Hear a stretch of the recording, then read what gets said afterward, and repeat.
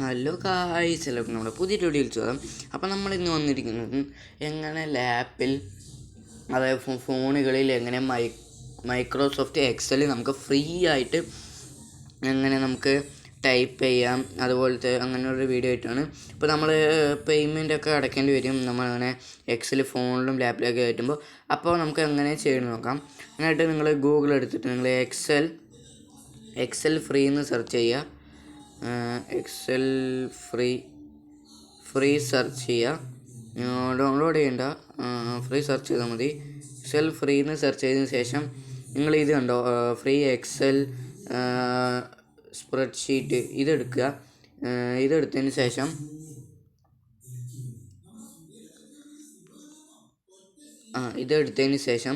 നമ്മൾ signing up four free എന്ന് കൊടുക്കുക. എന്നിട്ട് നിങ്ങളുടെ ഇമെയിൽ ഐ ഡിയും അഡ്രസ്സും അടിച്ച് നിങ്ങൾ സൈൻ ഇൻ ചെയ്യുക ഗൈസ്. അപ്പോൾ നമുക്ക് ഇങ്ങനൊരു ഇൻ്റർഫേസ് ആയിരിക്കും വരിക നിങ്ങൾ ക്രിയേറ്റ് ചെയ്ത് കഴിഞ്ഞാൽ. എന്നിട്ട് നിങ്ങൾ ഇതെടുക്കുക, ഗെറ്റ് മൈക്രോസോഫ്റ്റ് കമ്മ്യൂണിറ്റി. അപ്പോൾ നിങ്ങൾക്ക് തന്നെ കണ്ടാൽ തന്നെ മനസ്സിലാവും, ഇവിടെ ഫാമിലിക്ക് യൂസ് ചെയ്യുന്നതിന് 6199 രൂപയുണ്ട്. അപ്പോൾ ഇത് ഫ്രീ ആയിട്ട് ചെയ്യണമെന്ന് ഞാൻ പറഞ്ഞുതരാം. അപ്പോൾ ഇതെടുക്കുക, നമ്മളെ ഈ ഡോക്ടർ എടുക്കുക. എന്നിട്ട് നിങ്ങൾ എക്സൽ സെലക്ട് ചെയ്തതിന് ശേഷം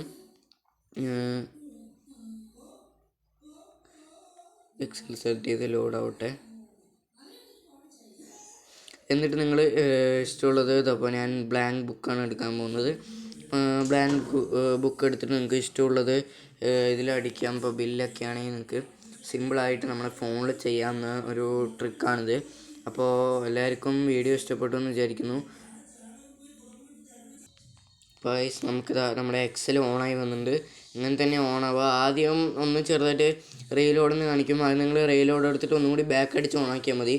നിങ്ങൾക്ക് അടിപൊളിയായിട്ട് എക്സൽ യൂസ് ചെയ്യാം ഗൈസ്.